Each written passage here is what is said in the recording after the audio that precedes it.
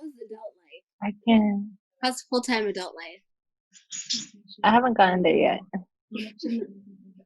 I'm still like living off of everybody.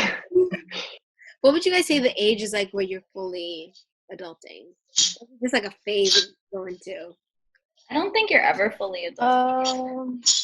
I think about like 52 maybe. Huh? I think my mom is just getting there. I think my mom is just finally understanding how to be an adult. Yeah. I lay on the scare, you gotta glow. You gotta glow. She had my attention, she gotta know. I'd like to welcome everyone to another episode of the Let's Get podcast. I'm your host Zeke, and in this episode, I have the host of the podcast Room 3228. You can find this podcast on all major podcasting platforms or by clicking the link in the description below. I'd like to give a content warning for any strong language used in this episode, and hope you have a nice day and enjoy the show. Alright, so I thank welcome guys for coming over to the podcast. Hello. Sorry for having us. No problem. So the first question I always like to ask is, what would your origin story be, and how would you like to represent it? And you like to go first. Okay. Hi, my name is Chanel. I would say my origin story is. Oh, I'm sorry. Hi, I'm Chanel, one of the girls from Room 3228 podcast. And my origin story would be. Wait, can I be a superhero or like my real origin story? It can be made up.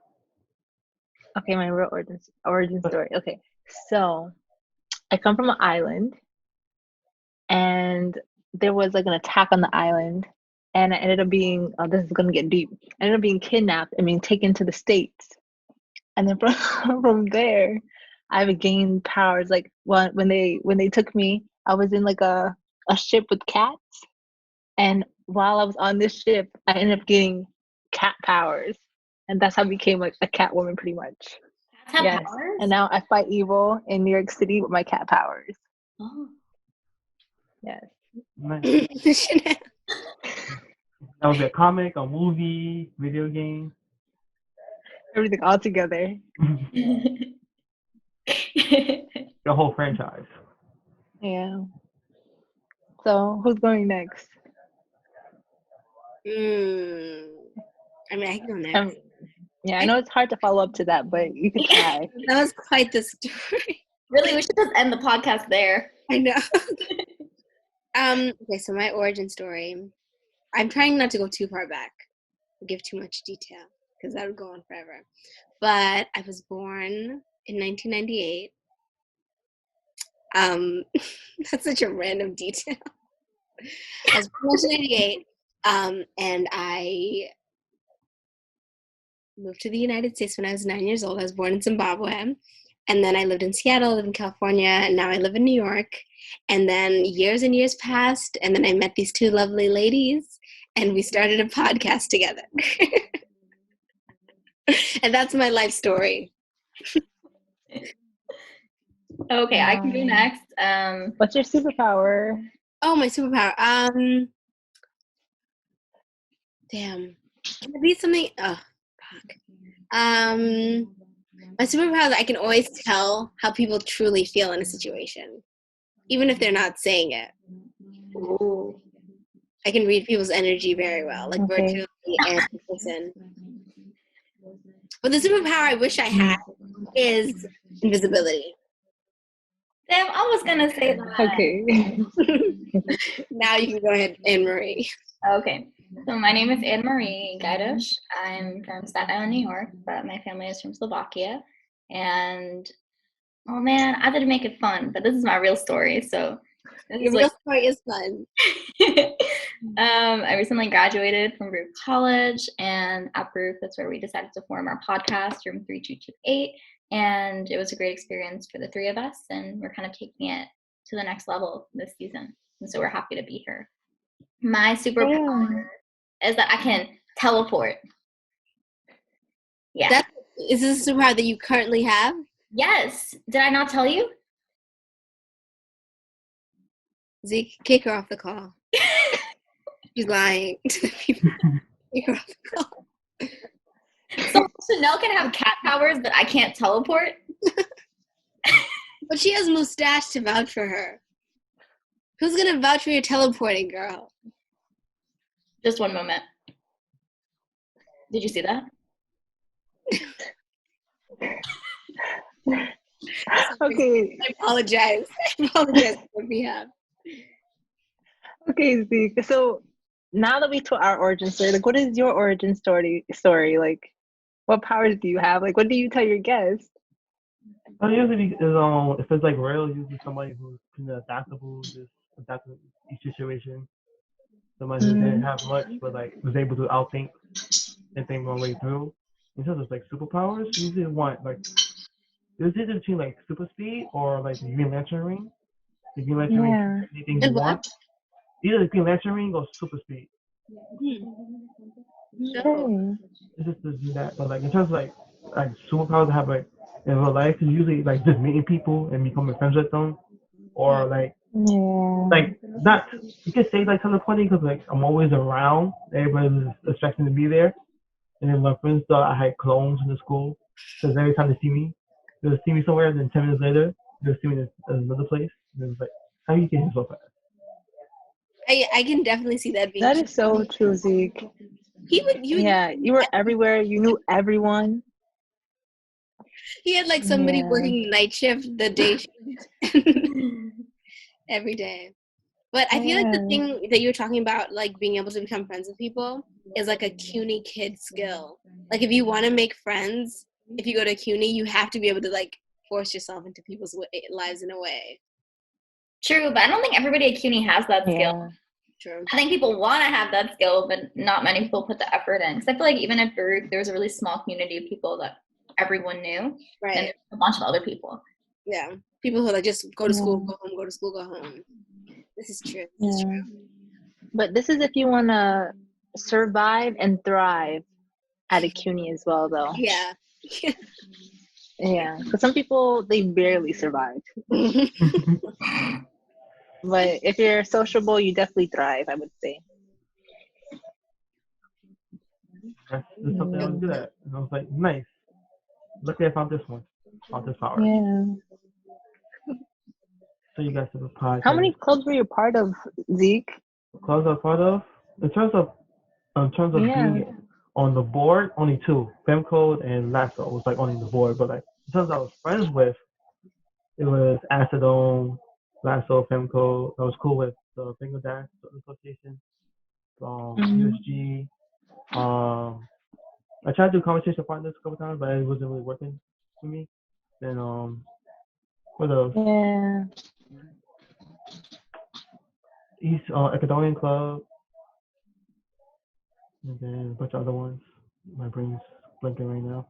Yeah. Hearing you talk about them makes me miss it so much. Because it feels like cool woman. No, I mean like the physicality of it, like being able to see people aside. Because I really don't think I'm ever gonna like log into a Zoom club meeting or something. It just doesn't feel the same for me personally. I like thrive off of human contact and like being physically there with people. But I think there's still people who are like fully participating and enjoying it, which I totally respect and understand. I don't think anyone's enjoying it. I think they're trying, but I don't think people are actually enjoying it. Forcing themselves to enjoy it. Yeah, that's the one thing that I miss about college the most is like the social element and learning, I guess. But wow. Squad. Yeah. Oh my gosh, I've been out of college for what, a year and a half now? That's crazy. How's adult life? I can't. How's full-time adult life? I haven't gotten there yet. I'm still like living off of everybody. What would you guys say the age is like where you're fully adulting? Just like a phase you go into. I don't think you're ever fully adulting. I think about like 52 maybe. Huh? I think my mom is just getting there. I think my mom is just finally understanding how to be an adult. Maybe. After like being married. I don't know, in terms of understanding how to be an adult, I don't think you'll ever understand completely. I feel like people are still just going with it, trying to figure it out. I don't think you ever have it all together. Mm, yeah. What about you, Zeke? What's your adult phase? Are you in your adult phase yet? I say yeah because I just realized that like most adults don't know what's going on, and I don't know what's going on. So I kind of feel it's like, yeah, I'm an adult now. I'm just kind of figuring out what's my foothold. Mm, Get that? Yeah. It's hard to say. yeah. Like, Maybe that's it. what did you say, Chanel? Sorry, babe. It's a little laggy. Oh no, sorry. I was saying like I think that's what adulting is, like realizing that you don't know what's happening. Like Just like constantly being yeah. confused by the reality of the world.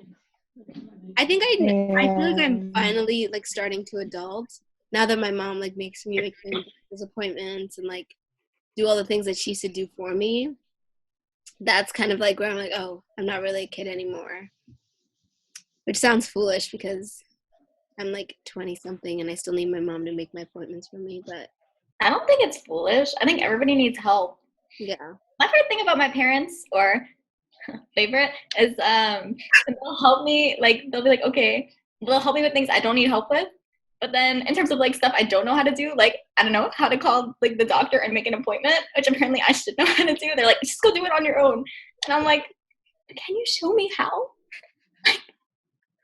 That's the one thing that I realized is like I don't one thing, I don't know my doctor's name. I don't have his number. Same. I don't know anything about this man because I've had somebody else be in charge of it for so long. So I'm like, oh, that's where he works and that's his name. And that's what he does for me. Yeah. Be like a meme. No. I lost my license at the beginning of quarantine. And I was so stressed because I was like, I don't know how to fix this issue without my parents' help. So I literally went like 6 or 7 months without an ID and I just got my license like a week ago. I need a new one too. Mine expired. You need to learn how to drive, Annmarie. That's the key. Why would I need to learn how to drive? I'm gonna live in Manhattan. Yeah, but it helps to have that skill, love. It's not worth my time right now. And it's really fun. It's an incredibly fun thing to do. Until you get into an accident and kill somebody. No. Hopefully, if you got your driver's license, you won't have to do that. You've never and if you drive responsibly. Yeah, driving is kind of scary though. Oh my. But on the thing with the doctors though, it'd be like that meme where you still like an adult with your parents that answer the questions to the doctor, like doctor asks you what's wrong with you, your parents like, hey, what's wrong with me? It's like you don't know your own body enough to speak for yourself. I don't know what's happening. Yeah. It's a lot. Adulting is a lot. But it's exciting. I feel like the pros of it outweigh the cons. Like I love that I can just wake up and go and do something on my own and like spend my own money or like, well, not spend my own money because I don't like that, but like go wherever I want really without having to be like, oh, can you take me? Or can you do this for me? Or what time will you be home? And all that stuff. Like that part about being a kid really was crappy because it's just like your life wasn't really your own. But now you can do whatever you want. You can go to another country, go to France and live there if you want to. Like in 2 years, because right now there's a pandemic, but until then we can dream. True. Yeah, I think the pros of being an adult outweigh the cons. For sure. There's times I'm just like, I miss being a child, but like I can do what I want. Exactly. Like you can be a child as an adult as well. You can buy yourself toys as a 20-something-year-old and live your best life. You buy yourself as many Legos as you want, not just the ones your mom would buy you if you're a kid. That's true. But now you need the money to buy the Legos. Exactly. And you don't have time to play with the Legos because you got to earn the money to buy the Legos. Yep. This is true. Okay, I'm going to like try and discreetly grab my charger because knowing me, I'm never prepared for things, so my computer's going to die. But I won't leave the frame one. No, I was thinking about like having to feed yourself. I think I've seen something where it's like as an adult, like you have to think of yourself like as a parent as well. Like you're the parent of yourself now. Yeah. So like you can't just be feeding yourself like candy and chocolate all the time. Like you have to make sure that you're like putting nutrients into your body and making sure you actually survive and Right. yeah. But also, you can buy yourself unlimited candy. There's two kinds of adults in this world: Chanel and Annmarie. Yes. I feel like we're both responsible adults, but we're responsible in different aspects. So if you combine the two of us in terms of responsibility, we'd make the perfect adult. True. Sure, it's a healthy balance of fun and structure. And fun. Another layer. Yeah, that's true. Yeah. Adulting's annoying, but What's up? adulting's annoying. But Yeah, I guess. But what would you say? Like, what makes you adulting now? Like, what has confirmed it for you? Like, does the phone calls to your doctor, or is it something else? I think more like all jokes aside, it's more of like a state of mind. Like when I start to think of myself as an adult, I can almost start to live my life in that way as well. So like you were saying, Chanel, about like making sure you're not only eating sugary stuff and all that stuff and all like the bad things for you, like knowing that, okay, maybe I should have broccoli with my dinner tonight or something like that. But then also like time management, which the girls know that I'm horrible at. Zeke, I don't know if you know that I'm bad at this, but it's my weakest thing. And being adult has like forced me to, be more responsible with how I spend my days. So like not sleeping in until 2 p.m. anymore on the weekdays because I have to work, and get things done before I go to bed or before the day's over. That for me is like what adulting is. It's like more of a state of mind as it more than like an age thing. Because there are people who are like 17 and really have their lives together. And I would consider them adults because they're like doing what they have to do and they're taking care of business and all that stuff. But then there are people who are like in their 30s and still are like not adulting yet. There's no shame, just like I think it happens at different phases for different people. Mm-hmm. I think adulting isn't about having your shit together, although that's what most people who are adults think they need to have. I think it's more about finding ways to be true to yourself and also find ways to survive at the same time. It's like this scary phase in your life where you don't know what you're doing, but you have to know. And so you're kind of just like trying things and making mistakes along the way. Mm-hmm. So for me, being an adult is being able to try new things and also be okay with making mistakes at the same time because it's inevitable. And it's really scary, but at the same time, I think it's more about like overcoming those fears. Yeah. My guidance counselor in high school told us that once you you learn how to be a 20-year-old when you're 30, and you learn how to be a 30-year-old when you're 40, like you'll always try to catch up. Oh, don't tell Annmarie this. Do not. That means we already wasted our youth. Youth is wasted on the young. What? Because we didn't know how to be teens, right? Until we became older. Like almost like you didn't make the most use of your time. Yeah. That is so true. I didn't get it first, but now it makes sense. Yeah. I wish I could do my teen years over again. I wasn't crazy enough. What would you do if you could do it again? I think I would have been less scared to like go out on adventures, like grabbing the car, going to like the beach or having like that getaway weekend. Like I've seen a lot of my friends doing it that lived in like upstate and stuff. But like I don't know, I was too cautious. That was the thing.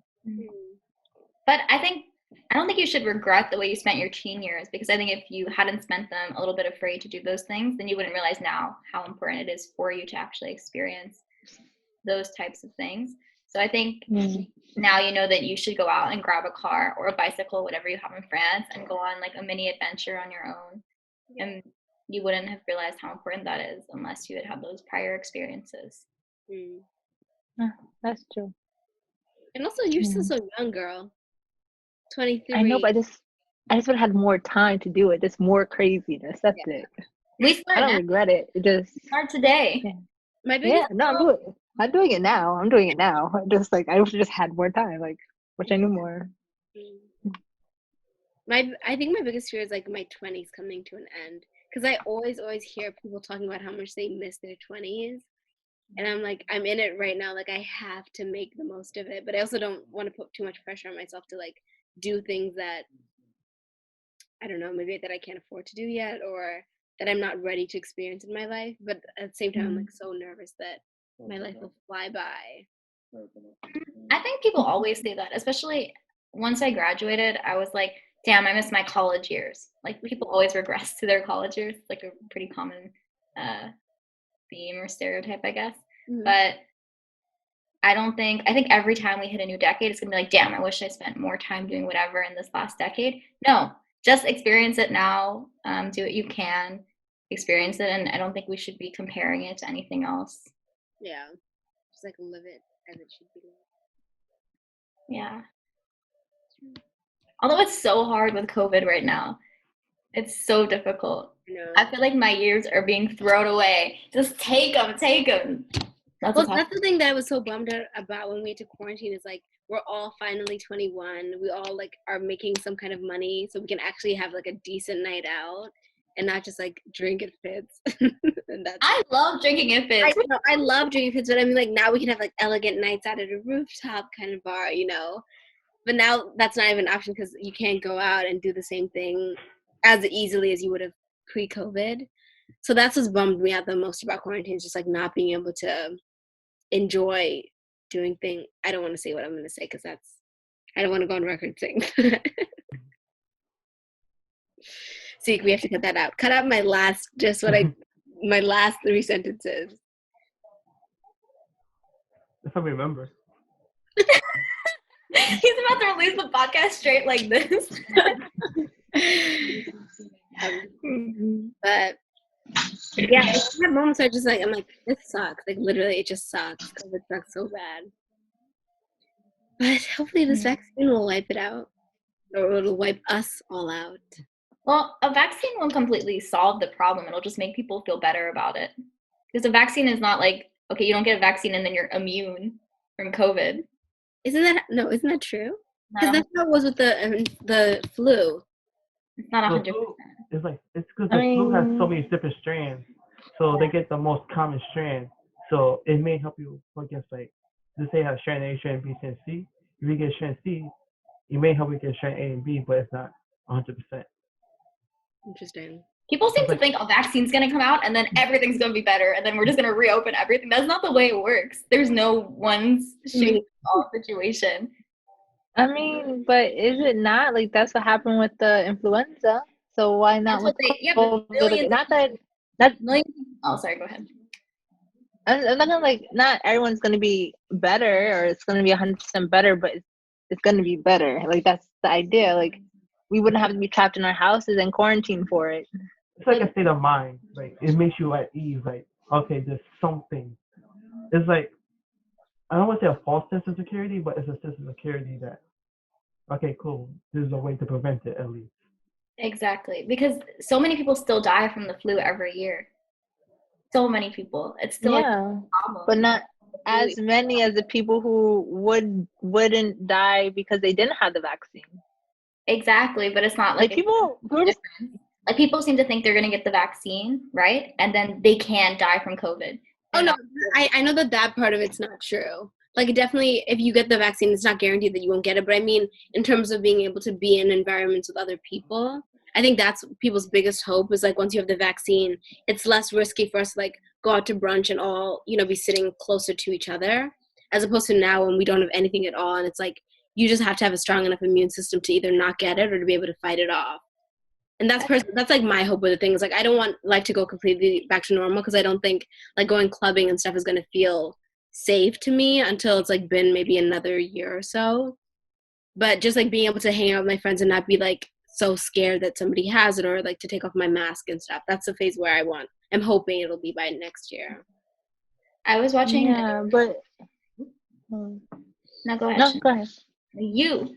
No. It doesn't matter. It doesn't matter. It does matter. No, the thing is, I was just gonna say like getting the vaccine isn't the same thing as getting a cure for it. Like, getting a vaccine is to build immunity for it from like whatever the strand is. So not that like if it's just about false security, then us doing this in the first place wouldn't make sense. Like, and then like us leaving the house after the vaccine comes out wouldn't make sense. So I don't know, just nothing makes sense. I think that both of you have good points, but I also think when I think about the vaccine, I think about how other people will interpret it. So once a vaccine is created, most people will just assume that it's like, okay, well, life can go back to normal now, right? Like it's this false sense of security that now there's a vaccine, so things will be 100% better. But that's not the way it works. Like they're still going to have to like test the vaccine, develop the vaccine, like especially as more strands come across. Like they don't know what the most COVID strand is yet. So it's like a process and a work in progress. And I think a lot of people don't quite understand that. I'm not particularly saying you two, but I think overall, it'll just be like this false sense of security for the overall public. Like the media won't report on it as much, which is also like a huge problem in terms of like spreading fear.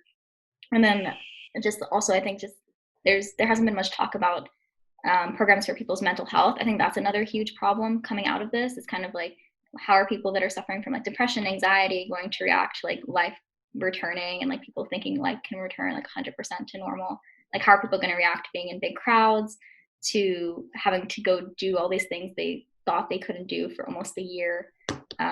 It's also a huge issue. Yeah.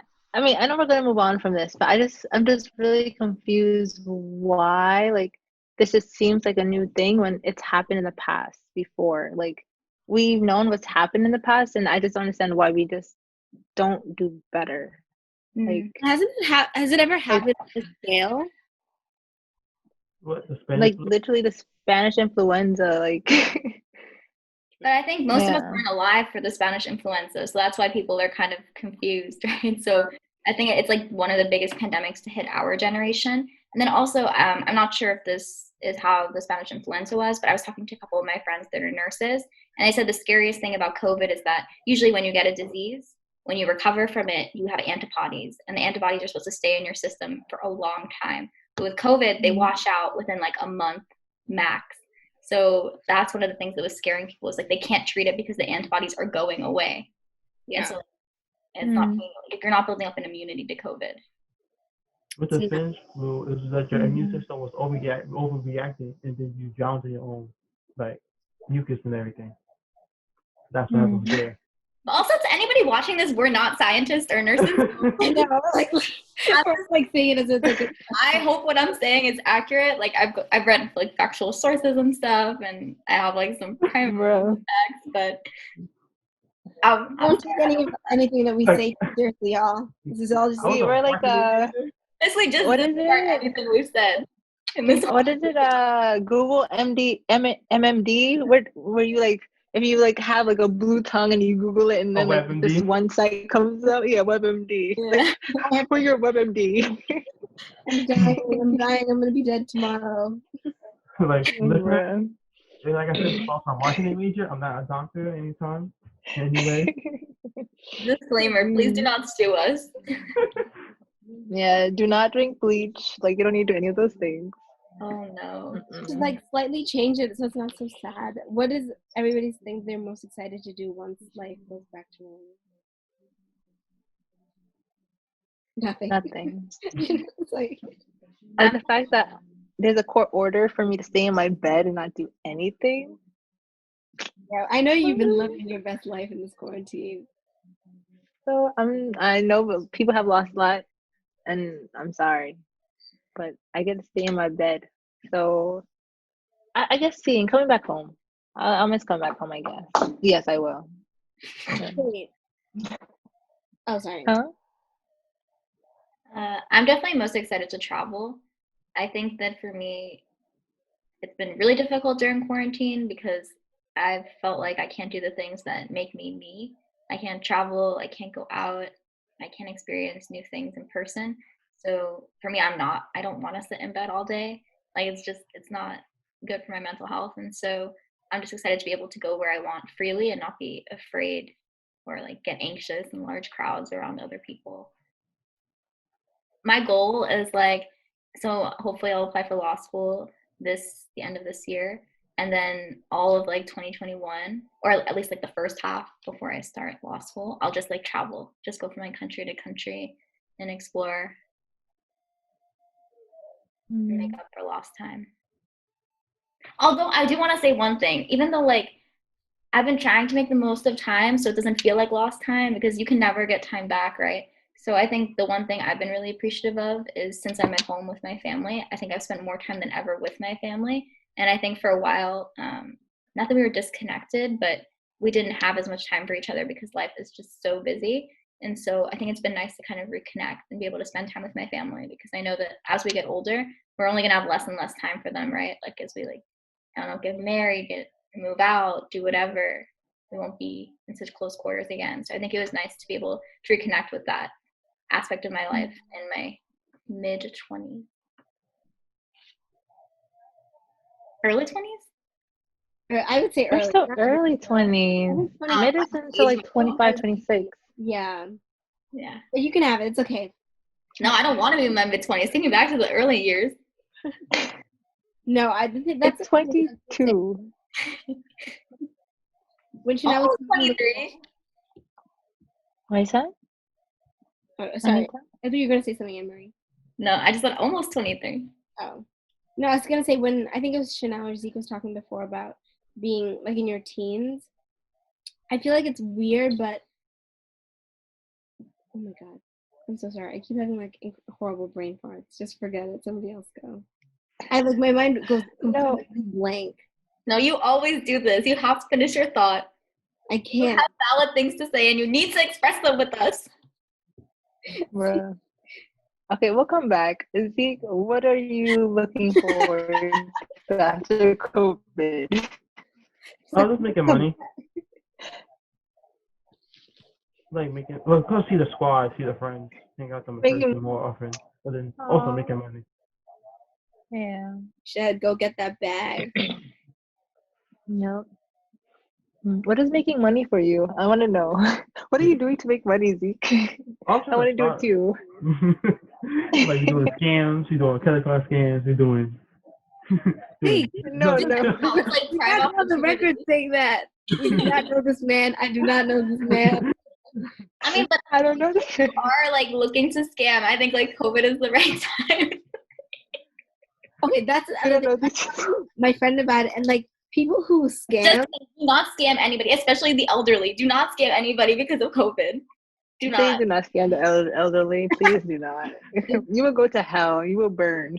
Also, there's just some of them are nice. Like, just let them be, you know? I don't want to be scammed when I'm old. Just let me live my life. But like, I don't think people who scam realize how big of a risk it is. No, they do. That's why they scam.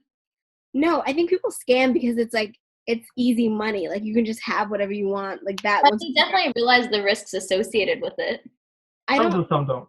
That's why it's so bad, especially for like credit cards. I don't think the majority of them realize how bad the risk of it is because of how many risks they take while they're doing it. Like, some people will scam numerous people, and by numerous I mean like 10 plus at once.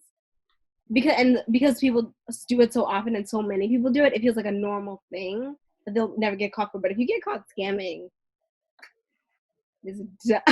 Chanel is just like disapproving. Yeah, I've been scammed before. I've been scammed. Yeah. Multiple times. Yeah. Story.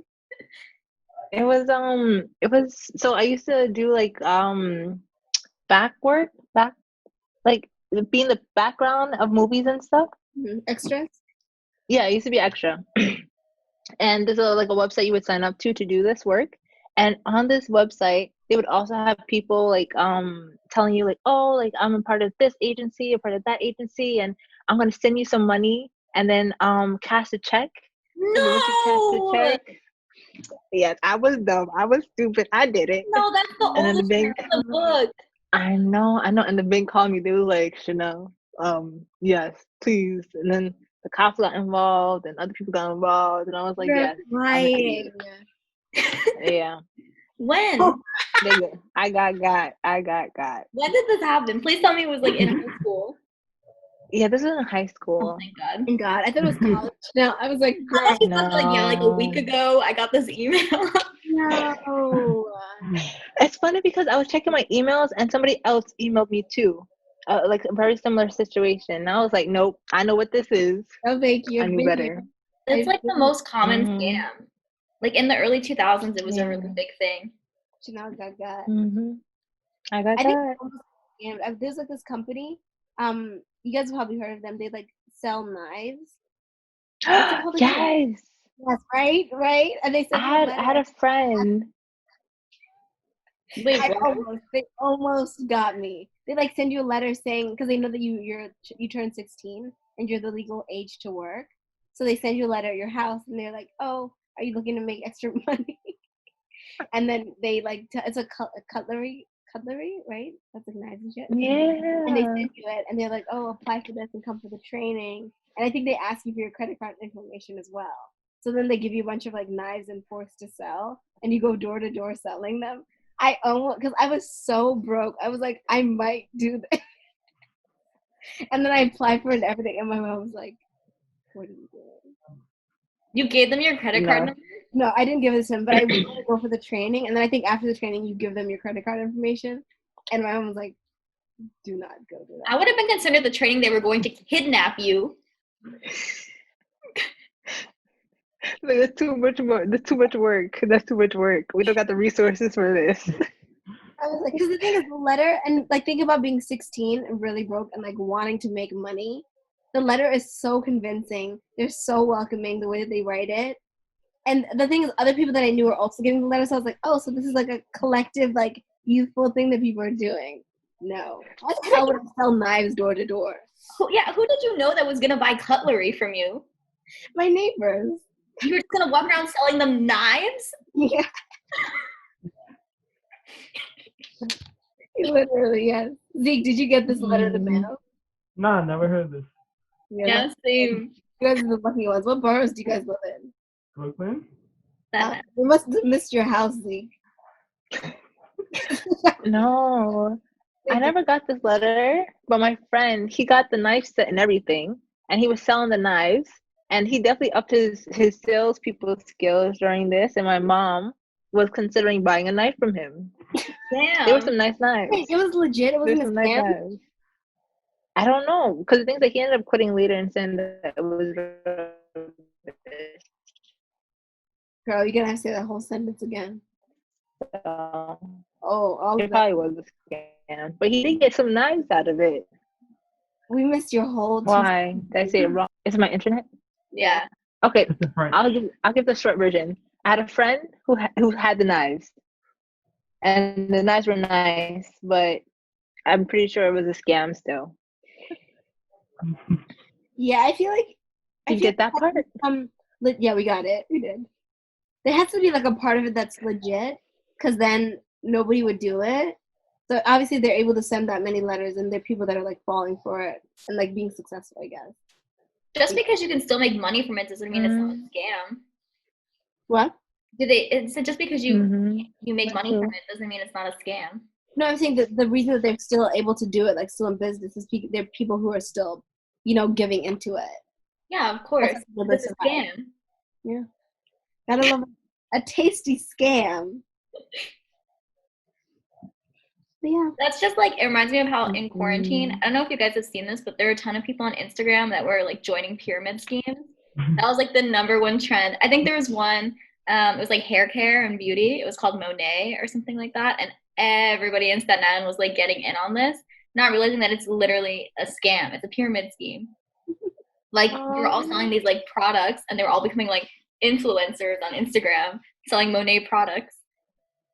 Bruh. Yeah. Speaking you of know how many people reached out to me about like being an influencer on Instagram during quarantine? I was like, this is a lie. I don't have enough followers.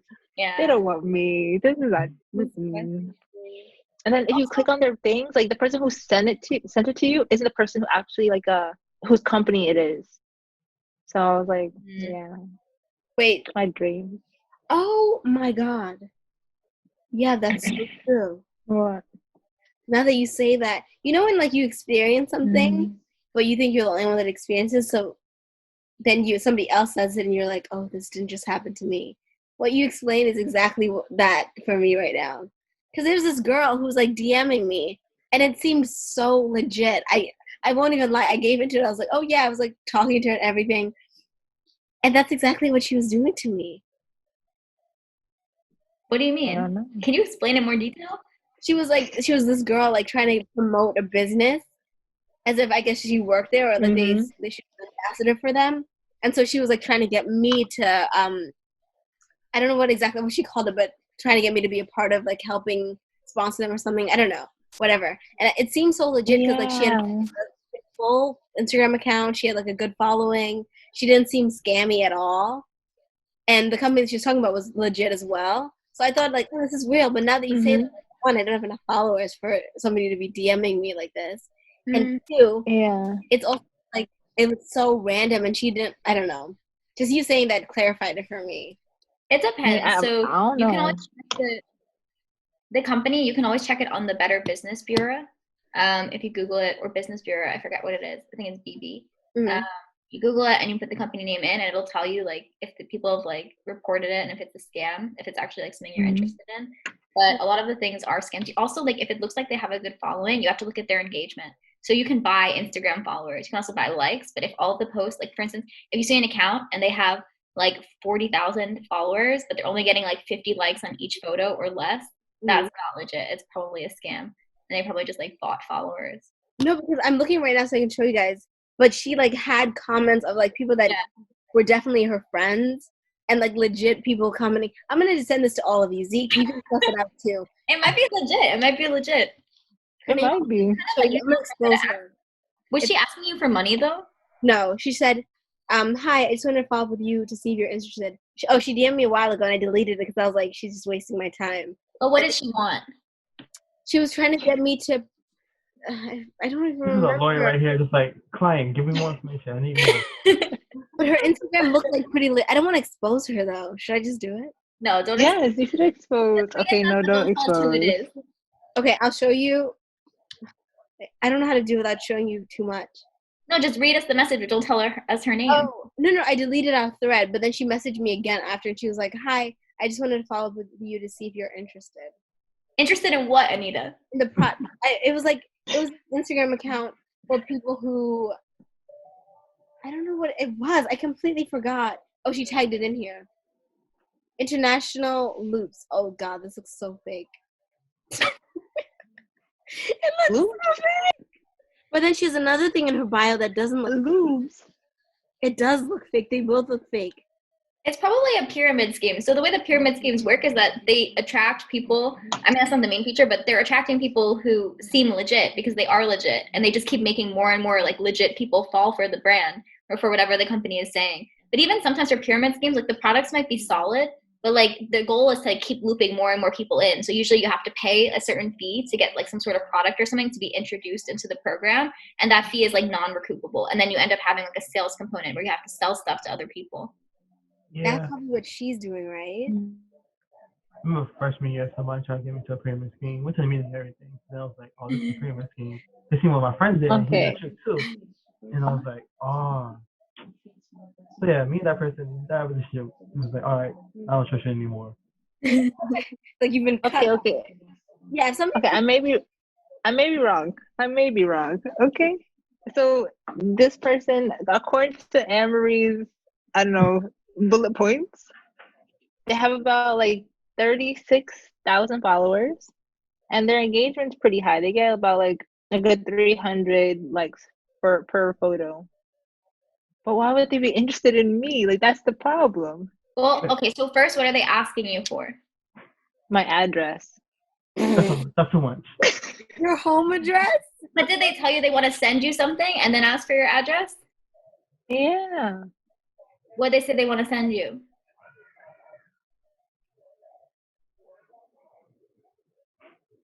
Peach slices? The fruit? It has to be some like skincare thing. What's the company? Peach slices. Janelle, don't do it. Even if it's legit, don't do it. This sounds it's too late. It's too late. This was sent to me in May. Usually, the only thing is if they're asking you to pay something, then it's not real. Like, if you're an influencer, they'll send you products for free. Like, that's usually the way it works when, like, brands want to work. If they're legit, they'll send me something.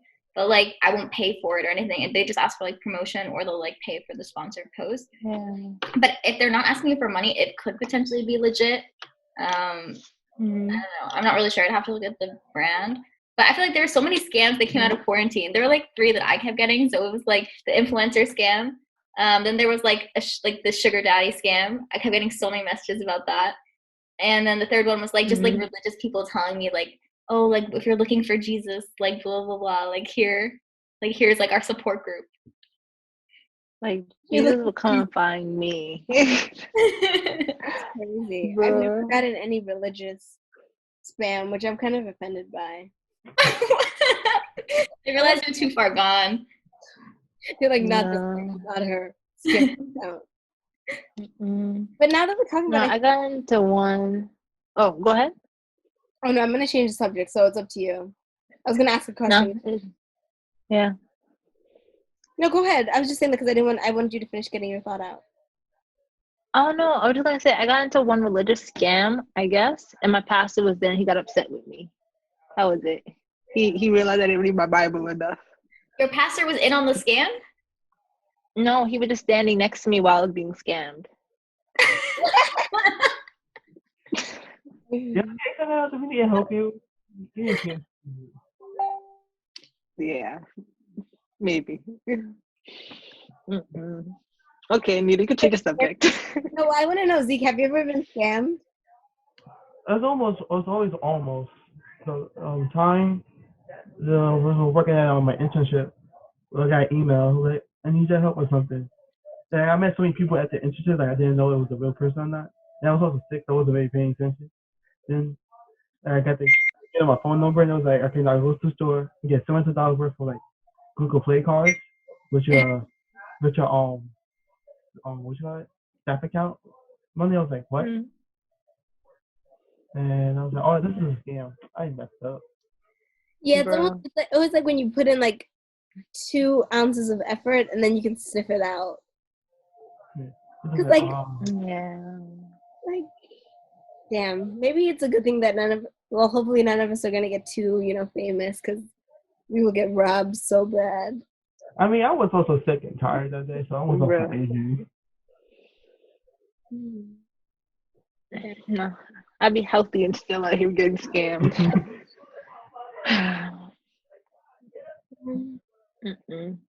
Damn. But what was your question, Anita? What were you gonna change it to?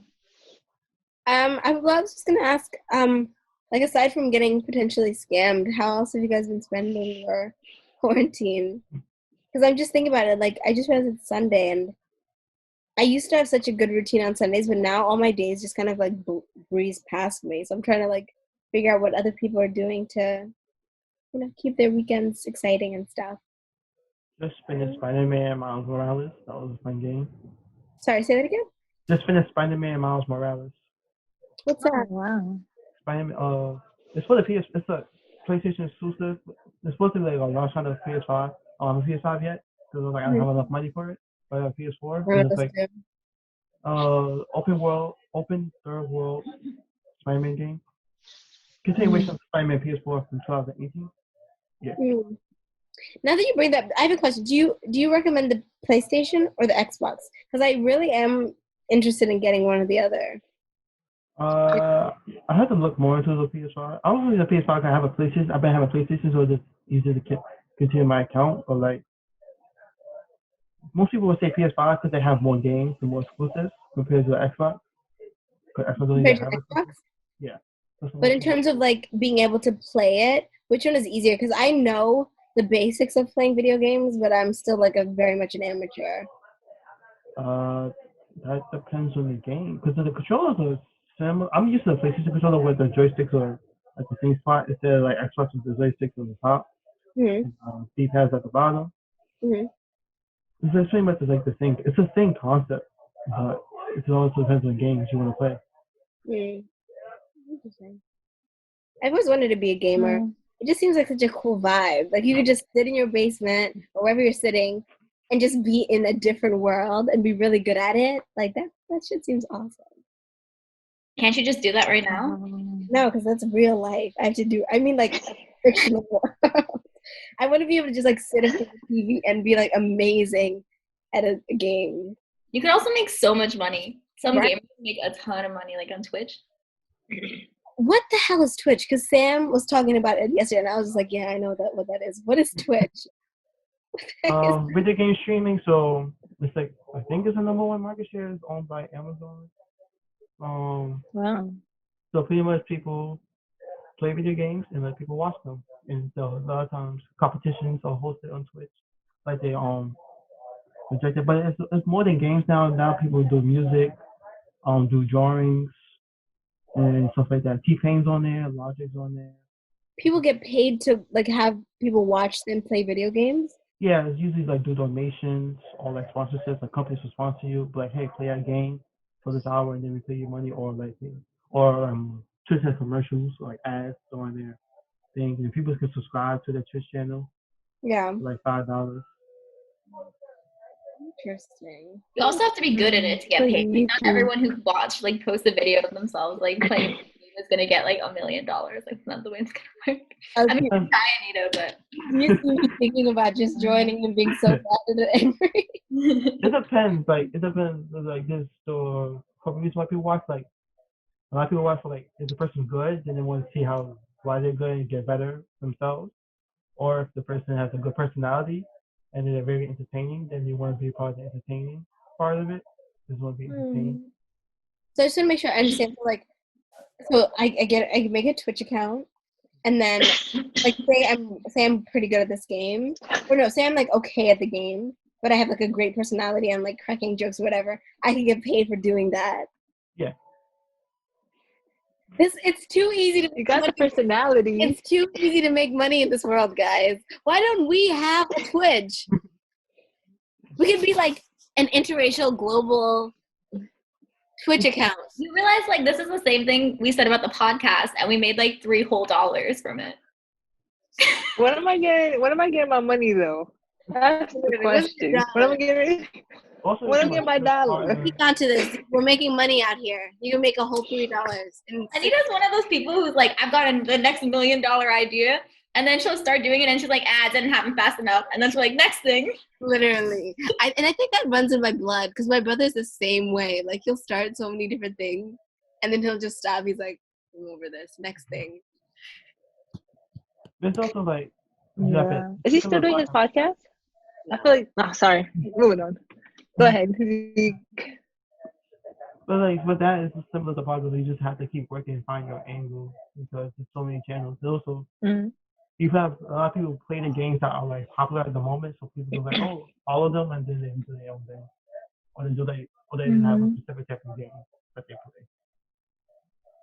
The reason I won't do it because I'm just quiet during playing games. I'm just like either if I'm trying to win, I'm quiet and focused. If I'm not trying to focus, I'm just complaining about the game they're trying to understand. Well, I gotta find a balance.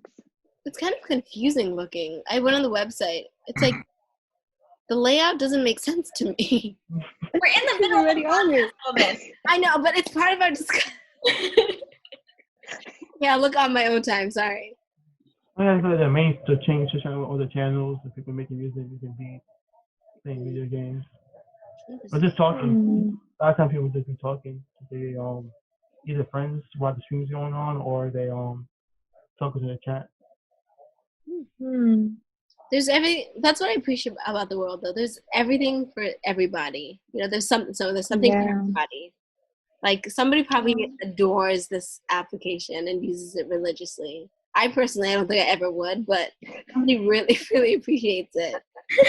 I think a lot of people really appreciate it. You're making money. That's a great thing about the world. Then money exists? No, there's something for everybody. Yeah. I mean, I wish I was a gamer too, but for some reason, I always had this feeling that I had to choose to be like that person who was into games and into like robotics and like stuff like that, the things that were like nerdy, or I had to be someone who was like, or I had to be cool. Like I couldn't do both. And I feel like nowadays, like those ideas are completely like intertwined. Like either being cool and being a nerd, I think that's something we talked about before, like having to feel like you had to choose one or the other. Yeah. But I think like nowadays, like that's where it is. Like people who are gamers and into like robotics and stuff, like that's looked at as cool now. And all the people who thought they were cool before, like, where are you now? Like, so I don't know. I like how we're shifting perspectives and changing the boxes we create for each other. Yeah, I agree. I think it's like now being smart and stuff is like the in thing, as opposed to like when we were younger, or even just like the way movies would portray it. I don't know if you guys watched what's that movie? I think is it Superbad or is it 21 Jump Street or something? It's one of those movies where like the nerdy kids are always getting picked on, and then like the cool kids, you know, recruit them and make them cool. But now it's like being smart is like has and should have always been the shit. Like why was that never the thing? And I feel like with like you're saying with video games, like people are always like, oh, those like the weird nerdy kind of kids, but like video games are freaking awesome. Should esports be considered real sports? Should what? No. Esports, are they real sports? That's so weird. But I think that they should be respected because you can gain like skills, like what you learn from playing an esport, you can transfer into like a real game that you're playing, if that makes sense. Like the defense technique, like how to move around the court if you're playing basketball or something.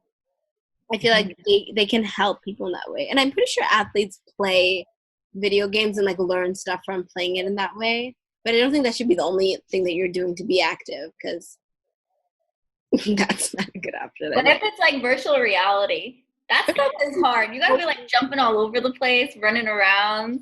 VR is so weird. I don't think I'd ever want to try it. It can actually have really bad effects for women who are menstruating. Really? Yeah. Specifically menstruating virtual reality? If you're on your period and you use VR, you can get like really dizzy, like extra dizzy, or like extra nauseous. It's like there are like somewhat. He's like, what? Look at Zeke's face. He's like, what? Wait, but that's really interesting.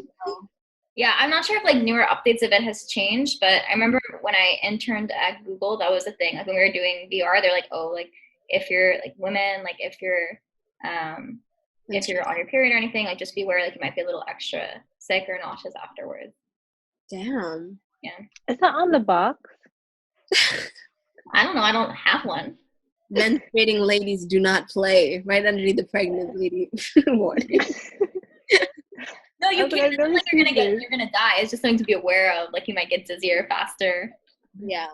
Oh, okay. So now that you bring that up, do you think I feel like my head is gonna blow with things that I want to discuss. So tell me when to stop, guys. This is why we can't have random discussions, because this is what happens. We take over Zeke's podcast and we just talk for hours. Honestly, you can cut us off at any point. Like even if you want me not to ask this question, feel free. And I will stop. No, but I want you to ask the question now. Okay. Zeke, can I ask the question now? Go ahead. It's like I didn't even give him a choice. He almost had to say it. No, seriously, I won't ask this question. What? Why not? Because it's another off-topic statement. This whole thing is off topic. There is no topic. There's no topic. Do you think that we're experiencing an information overload? Yes. Like, okay. Yes. Yeah. Like I feel like that's such an important and interesting thing to know, but at the same time, I feel like I know so many different things that like I'm constantly questioning if I'm living my life in the right way, like all the time. Because like, what if a year from now this is wrong? Like what if I find out I shouldn't be walking, up the stairs? I should be walking backwards or something. I don't know. That's super random, but like I feel like there's so many things that are constantly like, don't do this, you should do this, don't do this. I'm like, I think, yeah, it's something that, so we actually did on Room 3228 an episode with like a budding journalist about fake news. And something we didn't get to discuss, but something I was always thinking about is the fact that we have so many different news sources. Because obviously we're democratic in the United States, so we can't like censor information. But a lot of the sources are super biased, or sometimes they're just inaccurate. So how do we kind of limit the amount of sources or information that we're spreading out there if it's not accurate? I think is really important. Obviously, I don't know what we can do in a democratic nation to do this because we're not communists and we can't just control and have one news source. But I think the biggest problem right now is information inundation. So nobody really knows what's accurate and what isn't. And I think people are starting to not even believe facts anymore. And I think that was a really big thing with our last election, the election where President Trump was elected.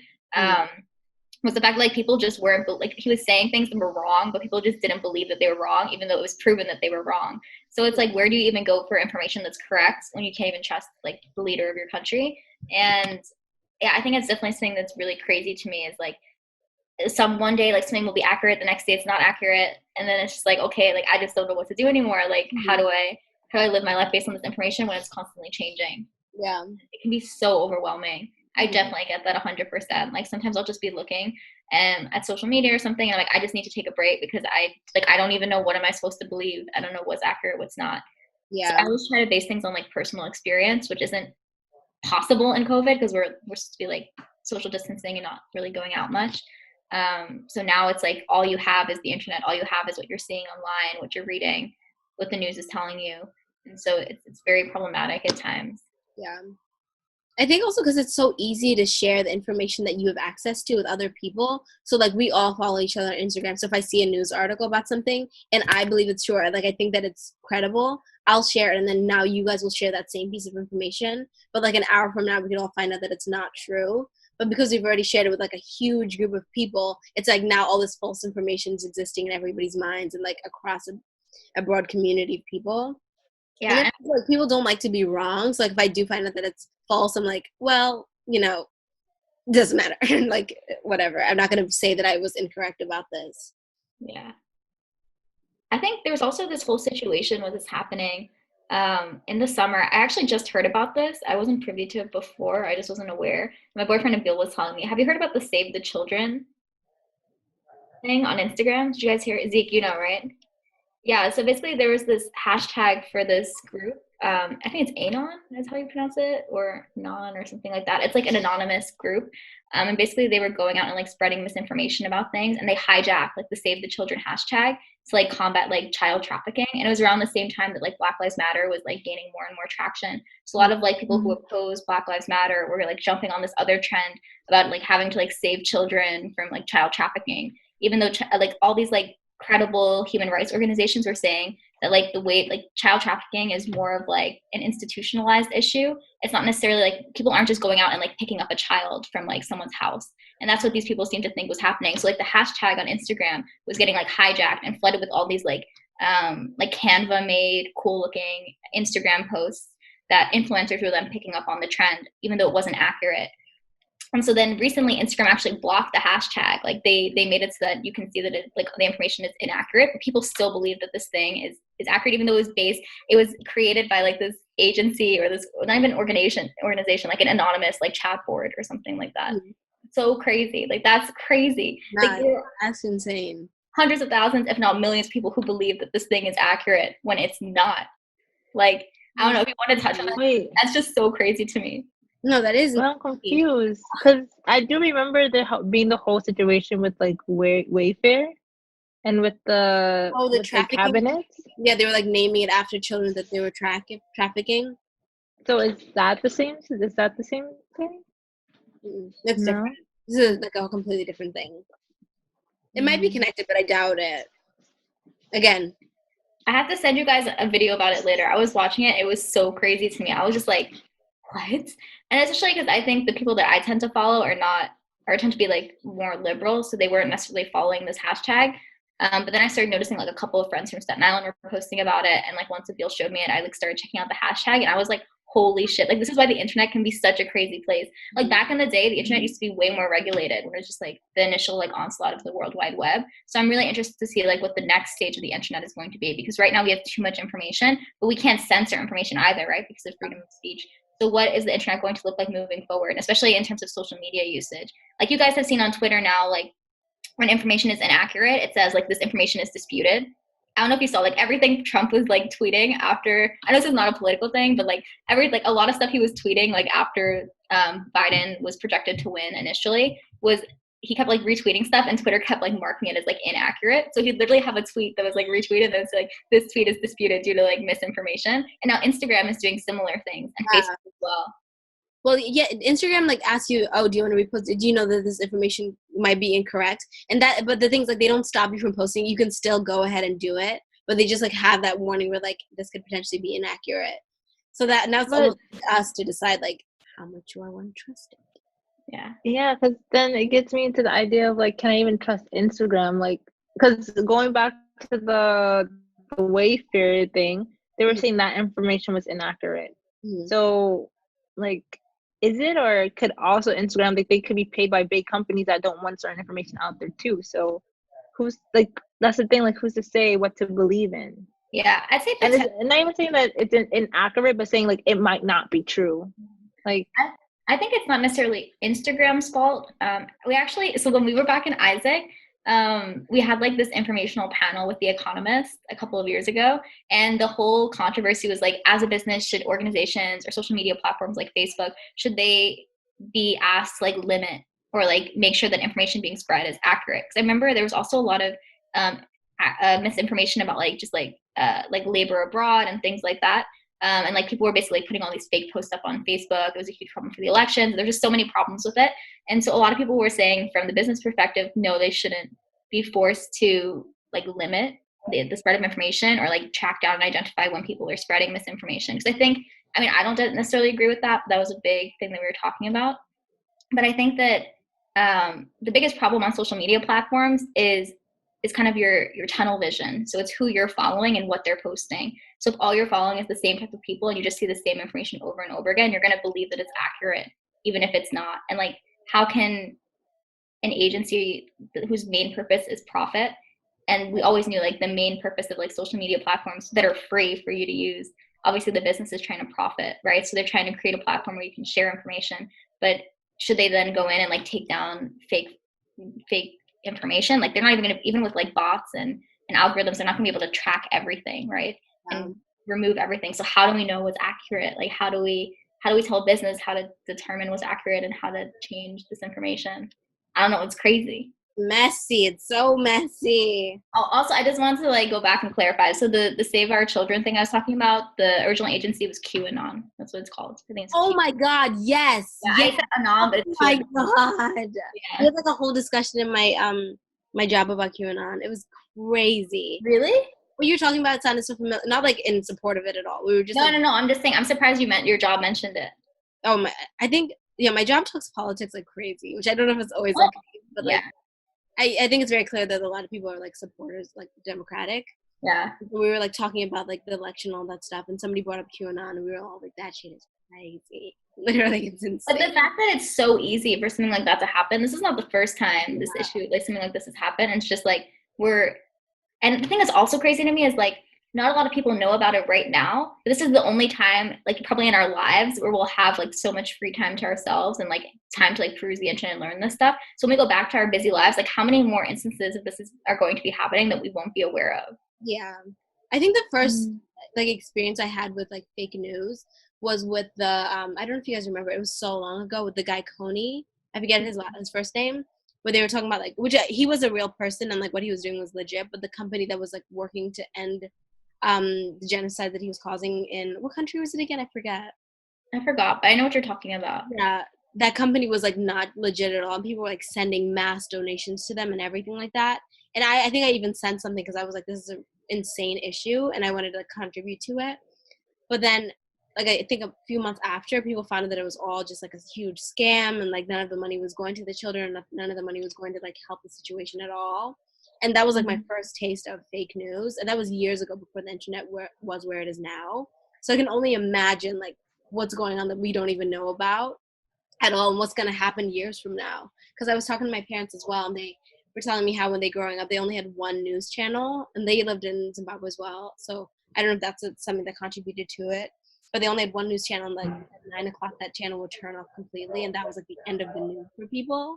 And so people all had the same source of information, but now we all have like 20 different news channels and 20 different sources of media that we can get information from. So I can only, like you're saying, Annmarie, I can only imagine like what it's going to become, like even a year from now. Yeah.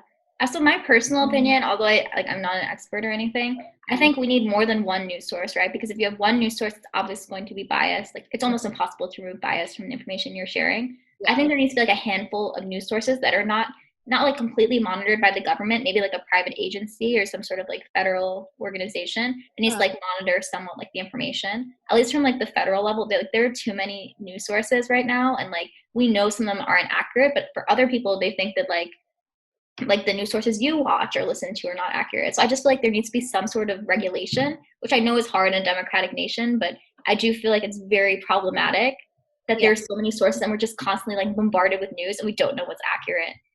Yeah. And only like certain stories are getting like national attention, other things aren't. Like once the news cycle goes past it, like that's it. And so it's just so difficult to find information that you need. And also like we shouldn't be going onto the news and be scared after like what we're seeing. Like we should be up to date and informed.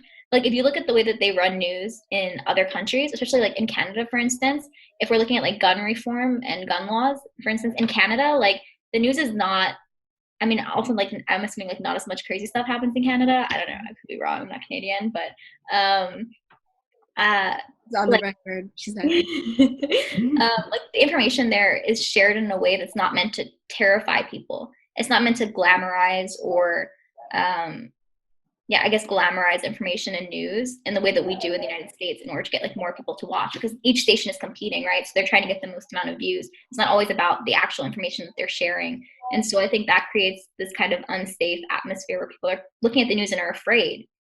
Not only afraid because of like what they're seeing, but they're afraid of the unknown. And so they're constantly looking to the news for clarification when it's not always the best source, at least like with larger outlets. Like something we learned from our podcast, I guess we could say her name, with Morgan Mullings, who is a journalist in Boston right now, I believe, is that local sources are also really accurate and they're smaller. They have like less of a need to like please people. They're not as concerned about money. They're more about like going out and showing what's happening locally. But again, like even finding those sources can be difficult at times. Yeah. Yeah. I think the news has just turned into entertainment. Like my parents, when they want to like get actual information, they watch like BBC, which is not even based in the United States. But then when you watch like CNN or Fox, it's just like people yelling at each other or like just being really aggressive in the way that they provide information. And then when you watch BBC, it's like a very calm demeanor, even if it's like sad news. That's because they're British, so they just sound so much more. No, but it's not even like them sounding sophisticated. It's like the way that they deliver it. It's like, it's not like breaking news. It's like not everything is breaking news. It's just like, this is information that you need. Use it how you see best fit and whatnot. But in CNN is like chaos, absolute chaos. And it's like very blatantly biased. Like I'm a Democrat, so I enjoy watching it. But like if somebody's not a Democrat, you can very much tell that they're very biased journalists, which I don't think is also a good thing, to make it that obvious how politically one-sided you are. Because then people who don't believe the same thing won't watch your news either. Yeah, I think we need to get people who are Democrats to watch Republican sources and people who are Republican to watch Democratic, or even just like if you're liberal, conservative, whatever. And it's hard because like sometimes you'll see something and you're like, okay, this is not accurate. This is not real. But I think that's the biggest problem, is we don't understand other people's perspectives. And as a result, when we sit down, we can't understand their way of thinking and we can't kind of explain ourselves to them in a way that leaves an impact. Yeah. I don't know. Popping off.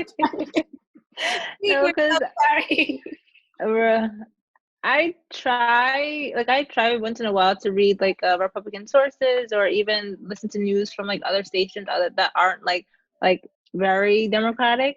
And they'll have, I'm not gonna lie, there'll be some ideas that they have that like, okay, like that sounds reasonable, that makes sense. But then there's other things, like sometimes it just takes a bit too far. And I guess with the Democratic sources as well, it could be the same.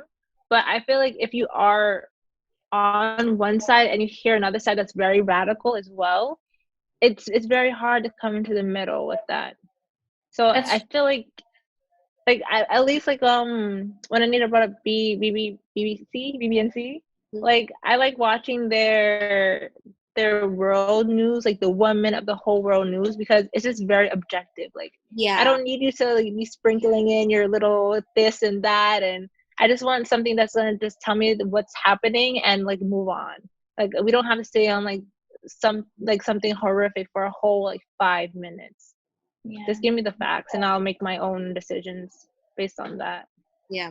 That also says something about how Americans consume news in comparison to people from other countries, right? So there's a reason like people do listen to BBC, like I listen to BBC. My family also really likes Al Jazeera, but there are like a lot of different outlets that like people in the United States don't watch as frequently. They watch more of like American news outlets, especially for like things that are happening in the United States, because they're depicted in different ways from abroad. I think in the United States, we consume news in a way that's more spectacle based, right? And so it makes sense that things are not always super accurate, that there's a little bit of bias sprinkled into it, because this is what we've been consuming for so long, and it's what we're used to seeing. Yeah. I have a question that's a little bit off topic but connected. So I was having a discussion about how if it's the business's responsibility, or is it consumers' responsibility on like climate change? Like who takes responsibility for it? And I think this also fits into this topic as well. Like, is it the people who are consuming the news to decide on how they should consume the news and what sources are out there, or is it the businesses that should change and be regulated? So I don't know, like, what are your thoughts on that? Like, just in general, like, whose responsibility is it for the way that we move forward in society? So from my perspective, I'd say it's the businesses. I think as consumers, we have a choice and we have the ability to make those decisions for ourselves. But it's difficult. Like life gets hard, life is crazy, life is confusing. So if businesses don't make it easy for us to be like sustainable or to consume news in a better way that's more objective, it's difficult. Like if we're not experts in that area, it's almost impossible, to be honest, to be able to figure out what's accurate and how we can live our lives in a better way. So I'd say the businesses are the ones who have the position and the ability to do these things. So I think it's really up to them. We also, like I said, we can play a part in that, petitioning organizations, political organizations, also just government agencies and other agencies to kind of push for things that we want and what we believe in and what we want to see. But I think at the end of the day, it's really up to the businesses. But nothing's going to change until I think something happens federally or like some sort of governmental mandate that like encourages businesses to do this. Because right now we have capitalism, right? That's our economic system. So businesses' best interest is not to do what's best for us; it's to do what's best for them and to make money. So I don't know. I feel like something has to change in the system in like some systematic way if we want to do something better. Yeah.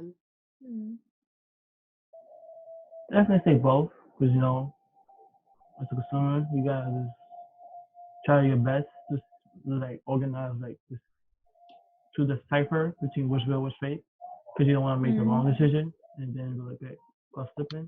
And also, businesses shouldn't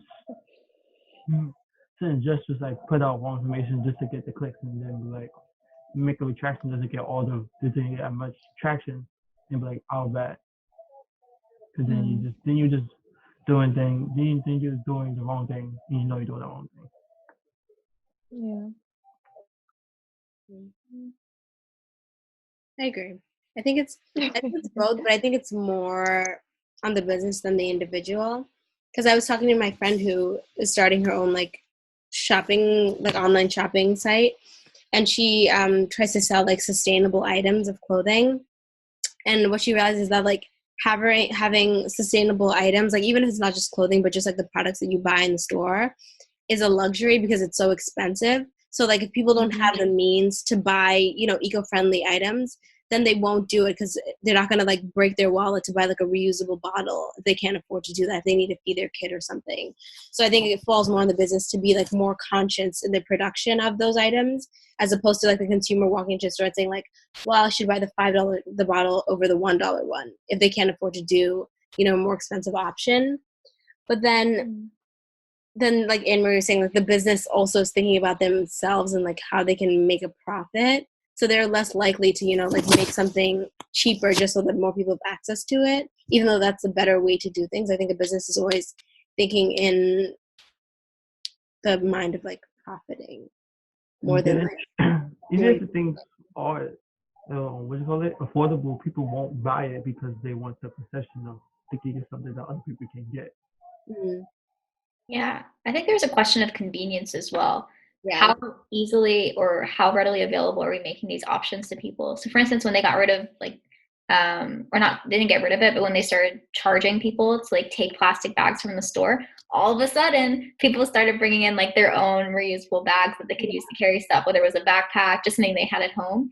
And so I think it's really a question of convenience. And if we make this change, we have to make it for a lot of different people, and we have to make it in a way that's accessible to as many different groups of people as possible, like regardless of socioeconomic status. There needs to be an easy way for people to implement this into their daily lives. Yeah. And it's not going to be something that happens quickly, right? Like, it's something that's going to happen over time. Mm-hmm. No, I think that's such a good point that you bring about the plastic bag thing, because like now when I go grocery shopping, if I don't have my reusable bag, if I can carry the stuff in my hands, I literally will. Like, I'm not going to even pay the 5 cents. And it's only 5 cents. Exactly. So like what people are going for, they're like, I'm not going to spend another 5 cents. Literally. Like, that's such a good point, because I didn't even think about that. But yeah, if you like force people to change the way that they live their lives, they'll eventually adapt to it. Because now I've gotten used to carrying my eggs in my hands in the car. Until you drop them. Yeah, but now I'm starting to think, like, I guess because it's not in people's faces, like thinking about climate change, but like you will actually have to change your whole lifestyle if we don't change the way that we're living now, even if it's like the smallest of things, just being a little bit more sustainable. But also a lot of companies, they switch their business model depending on what people want. So like even thinking about people who were vegan and vegetarian in the beginning, like if you went to a restaurant and was like, yeah, I'm a vegan in like in the early 200s, they'd be like, you're gonna have salad? Like, but nowadays, because veganism and being vegetarian is so much more of a bigger trend, because these individual people ask for this, restaurants change the way that they're cooking. Now, if you go into a grocery store, there's a bunch of like vegetarian options and all these other stuff. So I think that individuals don't understand how much power we have once we're also a collective, and businesses will have to be forced to change because of that. So this is rare, but whenever you say veganism, I think of cannibalism for some reason. I have no idea why. It's they're complete opposite. Complete opposite. Wait, this is an aside, like not really at all, but Chanel, Abil and I had our first like vegan meal. We went out to a restaurant and we were both completely, or not vegan, it was vegetarian. We both had like a vegetarian meal, like for the first time that I can like remember that I consciously decided to do that. Besides like pasta or something, but it was really good. Like we just got a bunch of like vegetarian appetizers. I mean, I don't think most places are good, but this one particular restaurant we went to was so good. And I just wanted you to be proud of us. Oh, I am proud. Thanks. We had pumpkin ravioli, like a Thai noodle salad, poutine, which might not have been vegetarian, but depending on the oil, but there's no meat in it, so I think it's fine. And damn, there was something else. Oh, and like Korean fried broccoli. That sounds good, actually. It was really good. Yeah. Zeke, have you had vegan food before? Vegetarian? Well, definitely vegetarian. Yeah, vegetarian. You're vegetarian, Zeke? No, not at all. Not at all. Oh, okay. But go ahead. So I had the meal because I was like, it was a restaurant I've never been to before, and that's the only thing I really felt safe to eat. But so my food allergies. It's good stuff. Like I think I've had vegan or vegetarian food and not known that, like had stuff that substituted meat and not known that it wasn't actually meat. Like Beyond Beef or Beyond. Oh my God, Beyond Burger is so good. I don't like burgers, so I don't like it, but it's so expensive. But oh my God, it's so good. I thought it was so sad I haven't had it. Really? I'm in love with it. I had vegan ice cream, Van Leeuwen's. I tried it once. It's like the really like bougie like vegan ice cream. I hated it. Really? Sam's been recommending it a bunch. I didn't like it. It was salty. Of course. It shouldn't be salty. Think you heard us ramble this whole time. We just freaking popped off. The phone call. The energy you asked for, Zeke. This is what you signed up for. The chaos of room 3228. Random conversation, and I think we delivered. So, yeah. Like, when did these girls shut up? Never. We never did. He looked scared. Are you sick of us, Zeke? Are we driving you nuts? No, I'm just thinking. I'm also planning. I'm like 16 months ahead right now. How's your day been? How's your Sunday going? I recorded an episode with one of my friends I haven't seen in like 4 years. Oh, nice. Aww. Good conversation?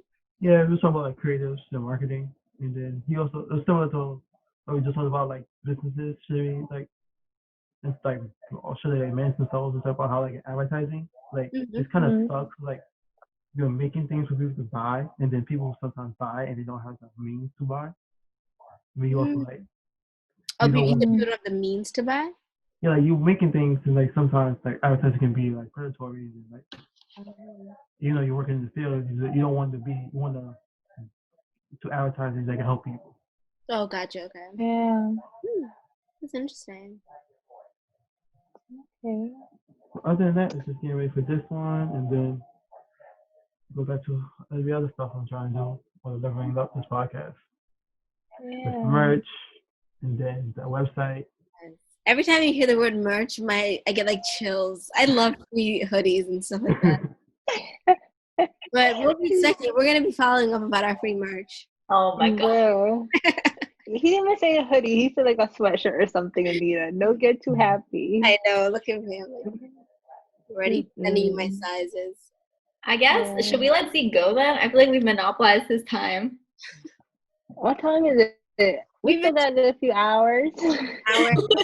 Almost 2 hours. Wow. Oh, that's a lot of editing. You got a lot to edit. Thank you so much for having us, Zeke. We really appreciate it. No problem. And last question I have is, what would you name your origin stories? What would you name your origin stories? Oh my. That's a loaded question. What would I name my origin story?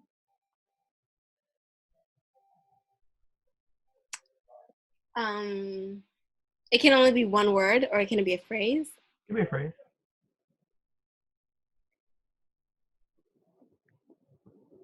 Lost and confused. A journey of self-discovery. Oh, you stole one of my words. Just one of the words? Like a part of the word. It's definitely the word and. No.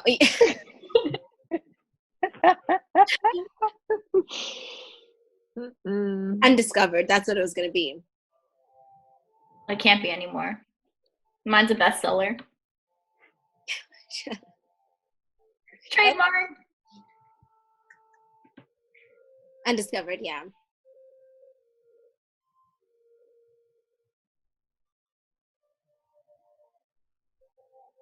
You okay this now? I'm trying to think. This is hard. I'm sorry. This is a lot of silence. I think yours should have a lot of alliteration, like Chanel and her crazy cats. No. Crazy cat Chanel. Okay, I'm thinking it's really random. Nothing to do with the story I told earlier, but accents and atonements. I like it. Yeah. Nice. What's yours, Zeke? I'm curious. Yeah. In episode 4, I said adaptable because that's who I am. Oh, nice. Oh, and I forgot to write a book with this title. My memoir. Be out in stores soon. Oh, thank you, Zeke, for having us. I am absolutely like amazed about your podcast and what you've been doing with it so far. So keep up the amazing work. Yeah. Make it up as I go. Feeling it. Thank you so much for having us. No problem. We all friends. Yeah, and happy almost birthday. Enjoy tomorrow. How old are you turning? 23. 23. He said this. We had this whole conversation at the beginning, Anita. Oh, see, okay. My bad. I think you were talking about you being 23. But you guys were connected to 23. And then I'll be 23. Sure. I'm going to accept the excuse, but... I apologize. I've been blacking out during this quarantine, guys. Bruh. Don't blame it on quarantine. I know. Okay. All right. Okay, I love you guys. Thank you so much for this. Bye, everyone. Bye. That brings another episode of the Lucky Out Podcast to a close. Again, you can find the podcast Room 3228 on all major platforms or by clicking the link in the description below. For next week, I have another friend, Liza, to speak about studying computer science and how she got to Pixar. I hope you continue a nice day, and I hope to see you there.